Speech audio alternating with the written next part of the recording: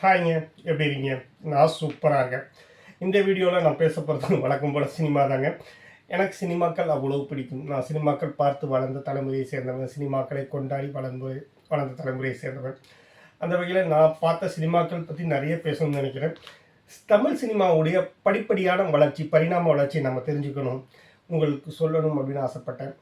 அந்த வகையில் பார்த்தீங்கன்னா, சினிமா அப்படிங்கிறது ஆரம்பத்தில் மௌன மொழியாக தான் இருந்துச்சு. படத்தில் டயலாக்கோ சவுண்டோ எதுவுமே இருக்காது.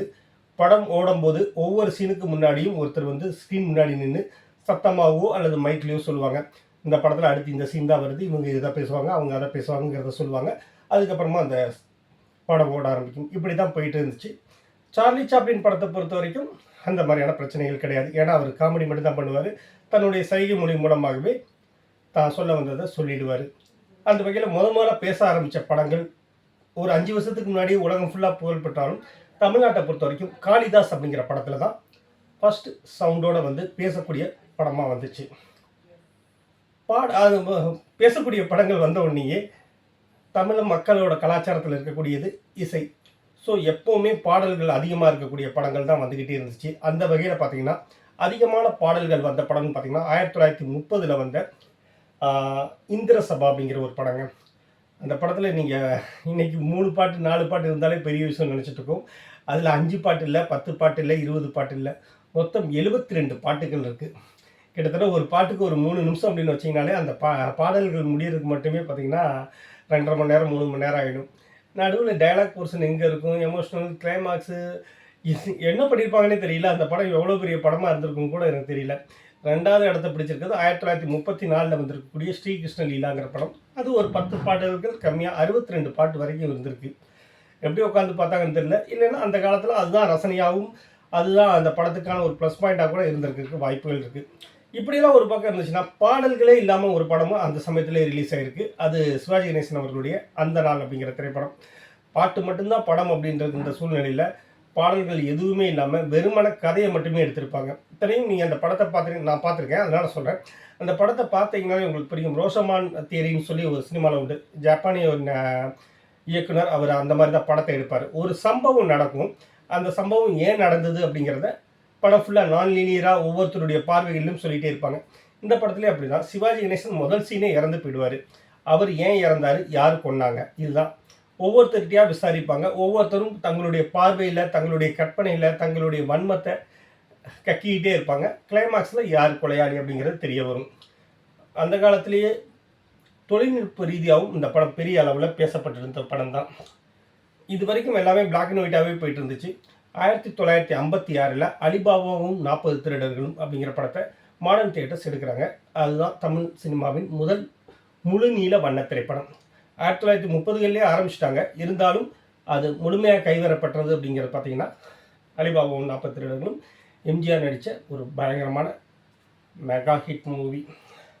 அப்புறம் தமிழ் சினிமாவோட சினிமாஸ்கோப் படம். சினிமாஸ்கோப் அப்படிங்கிற வார்த்தை இன்றைக்கி வந்து வழக்கொழிஞ்சு போயிடுச்சு. ஏன்னா எல்லா படங்களுமே இன்றைக்கி சினிமாஸ்கோப்பில் தான் எடுக்கிறாங்க.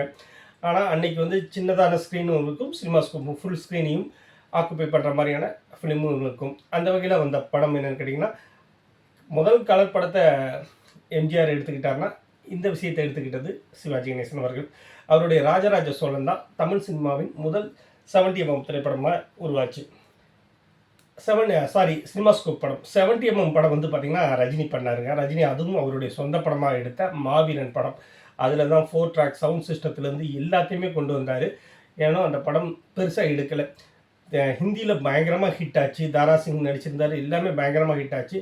தமிழில் தாராசிங் வந்த காட்சிகள் ஃபுல்லாகவே ட்ரோல் ஆச்சு. படம் செல்ஃப் எடுக்கலை அப்படின்னு தான் சொல்ல முடியும். ஆனாலும் தமிழ் சினிமாவின் முதல் 70mm படம், முதல் 4 ட்ராக் சவுண்ட் சிஸ்டம், இது எல்லாத்தையும் கொண்டு வந்தது ரஜினிகாந்த் தான்.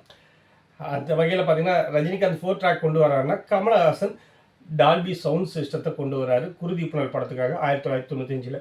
அது வரைக்கும் டமன்னு அடிச்சிட்டு இருந்த சவுண்ட் சிஸ்டம் எல்லாமே மாற ஆரம்பிக்குது.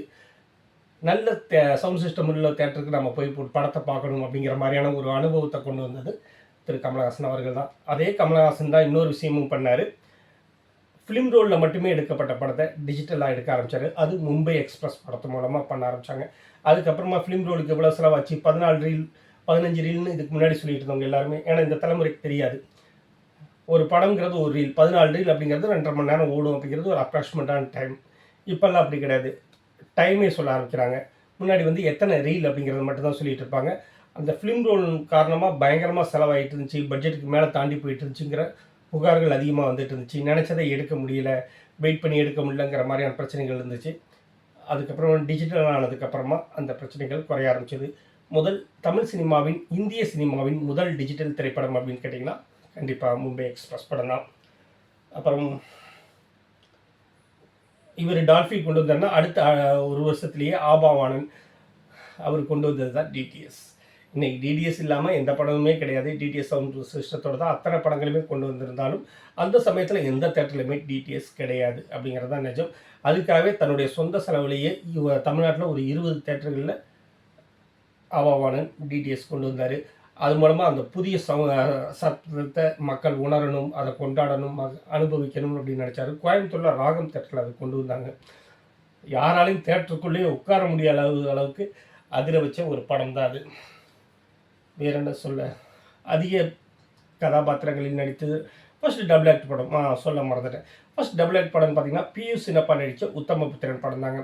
அதில் டபுள் ஆக்ட் பண்ணியிருப்பார். அந்த படத்தை கொஞ்ச நாள் கழித்து சிவாஜி கணேசன் வந்து திரும்பவும் ரீமேக் பண்ணார், டபுள் ஆக்டில் பண்ணார். அந்த வகையில் பார்த்திங்கன்னா முதல் ரீமேக் படத்தை பண்ணது சிவாஜி கணேசன் தான். அதுவும் தன்னுடைய தாய்மொழியில் இருக்கக்கூடிய ஒரு தமிழ் படத்தையே திரும்பவும் தமிழ் படத்தை எடுத்தார். அதே மாதிரி அதிகப்படியான கதாபாத்திரங்கள் நடித்ததுன்னு பார்த்திங்கன்னா நவராத்திரியில் சிவாஜி கணேசன் பண்ணியிருந்தார். அப்புறமா சமீப காலத்தில் அதை முறியடிச்சிட்டு கமலஹாசன் தசாவதாரம் மூலமாக 10 வேடத்தில் நடிச்சிருந்தார். அதுதான் உலக அளவிலேயே அதிகபட்ச வேடங்கள்னு நினைக்கிறேன். வேறு என்ன சொல்ல, இன்னமும் தமிழ் சினிமாவை பற்றி சொல்லணும்னா ஆயிரம் விஷயங்கள் இருக்குது. கிட்டத்தட்ட 100 ஆண்டு தமிழ் சினிமாவின் வரலாறு ஒரு நாளிலோ ஒரு வீடியோக்குள்ளேயோ சொல்லி முடிக்க முடியாது. அதுவும் என்ன மாதிரியான ஒரு சினிமா பைத்தியம் சொல்லி முடிக்கிறதுக்கான வாய்ப்புகள் ரொம்ப கம்மி தான். அடுத்தடுத்த வீடியோக்களில் முக்கிய சினிமாக்கள், முக்கிய இயக்குனர்கள், அவர்களுடைய படைப்புகள், இசை, ஒளிப்பதிவு, அந்த மாதிரி திரைக்கு பின்னால் இருக்கக்கூடிய விஷயங்களை பற்றி எல்லாம் பேசலாம். இன்னொரு வீடியோவில் சந்திப்போம். நன்றி.